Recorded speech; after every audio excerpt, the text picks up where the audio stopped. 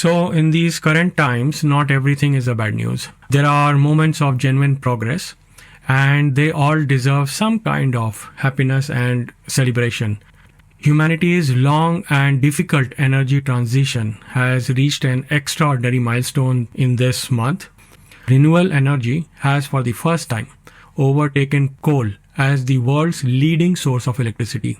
So, according to this new data from Ember, which is a global energy think tank, solar and wind energy together met all of the world's increased electricity demand in the first half of this year.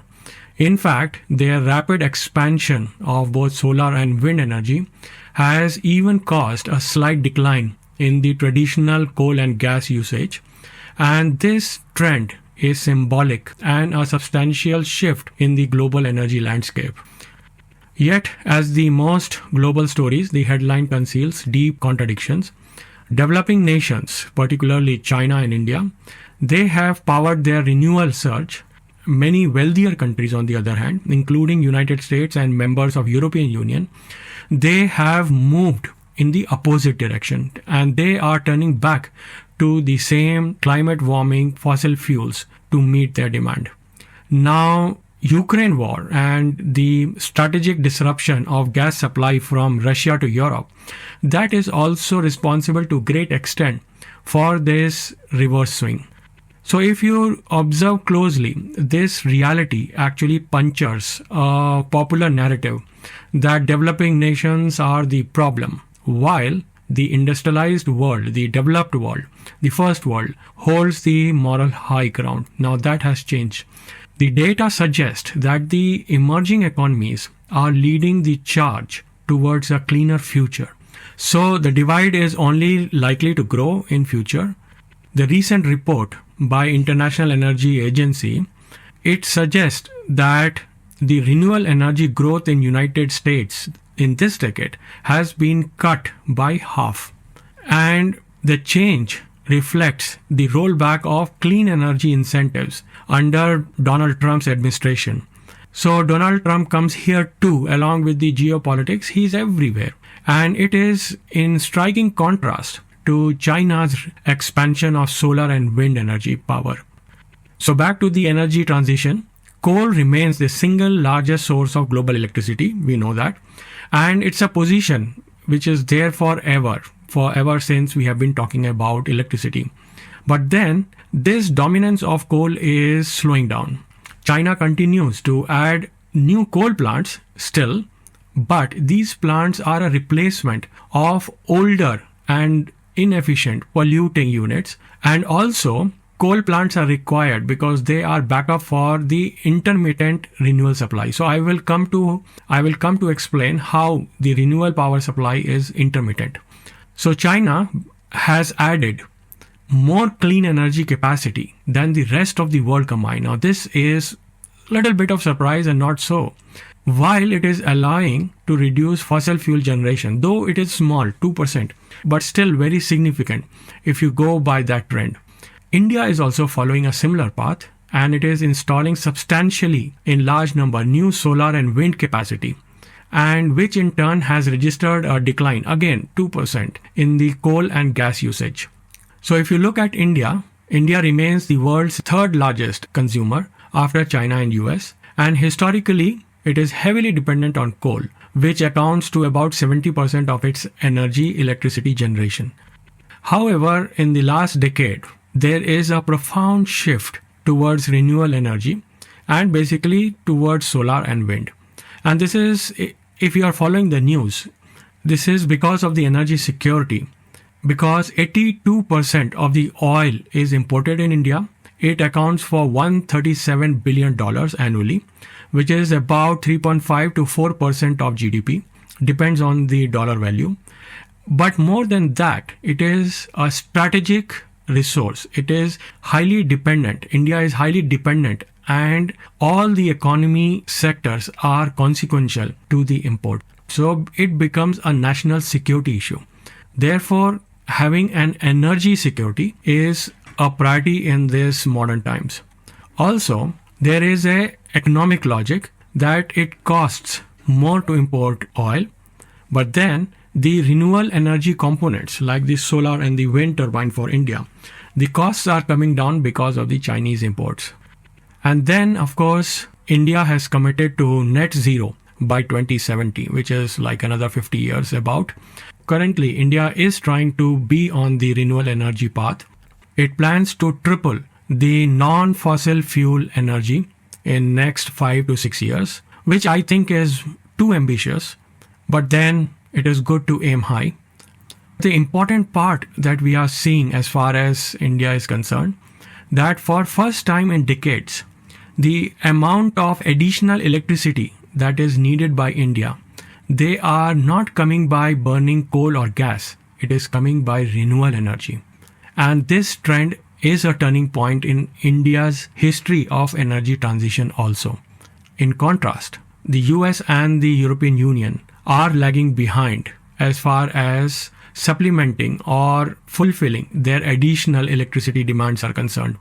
In the US, the shortfall in the new electricity demand is coming from the fossil fuels. In Europe, because of the weak winds and hydropower performance, they are turning Europe towards coal and gas. So like we discussed, one is the demand which is currently fulfilled by the fossil fuel, the petrol, the gas, and second is the additional demand that increases year on year. That is being fulfilled by the renewable sources like wind and solar.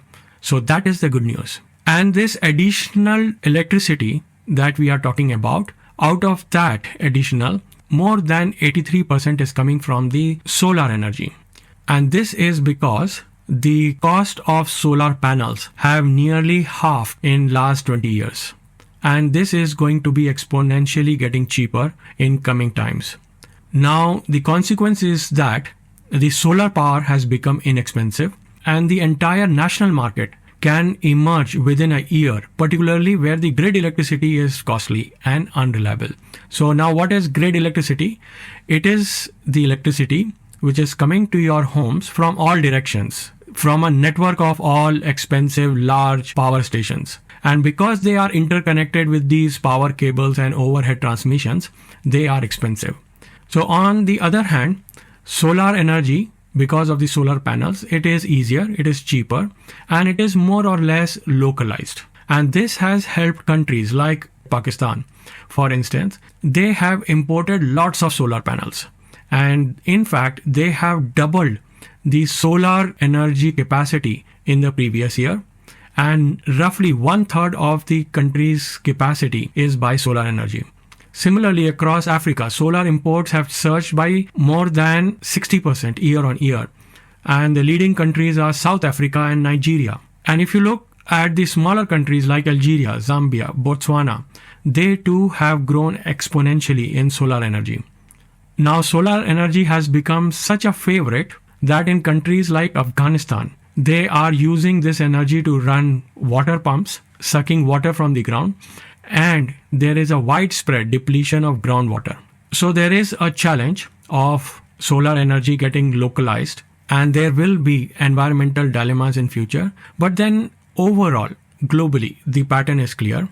There are countries in the Sun Belt across Asia, Africa, and Latin America, and they are rapidly embracing solar panels, solar power to meet their energy demands of daytime. And because of the affordable batteries these days, they are able to store that energy, and it is cutting cost and it is improving reliability almost immediately. But for the nations which are on the wind belt, the transition is difficult, like the good part of Europe or some parts of US. Now wind turbines, those big fans that you see across the fields, the cost have not fallen as dramatically as the solar because of the higher interest rates, and therefore the project financing costs are higher. Also, for the wind turbines, you require the grid infrastructure, like I just explained. And because of that, the wind farms have to be shut down because the power they are generating, the governments are not able to transmit to the right place. So the technology is there, but it's a poor planning and a failure of planning that is leading to less usage of the wind farms. Again, you would know who is taking advantage of that. This is the very argument Now Trump is playing against the renewable energy and now pushing the country, United States, in favor of fossil fuel. He's also pushing the country into fracking, which is like gas exploration between the rocks. And that is highly polluting. It damages the entire landscape, which is near the fracking projects. Some other day we will discuss about the fracking. But for now, let's understand that it is part of the fossil fuel and it is damaging to the planet. So what is the picture that is emerging in the new energy world? China's dominance in the clean technology industry is widening. In August 2025 alone, last month, Chinese clean tech exports hit a record 20 billion. And these two sectors, the wind and the solar, China is fast, not only domestically transitioning to cleaner energy, but it is exporting the energy transition also. And like we have discussed, United States, by contrast, is pushing for greater exports of oil and gas, which is regressive and could isolate the country in this rapidly decarbonizing global economy. Now, Trump's policy have slowed America's clean energy momentum, while the rest of the world wants to accelerate into the clean energy.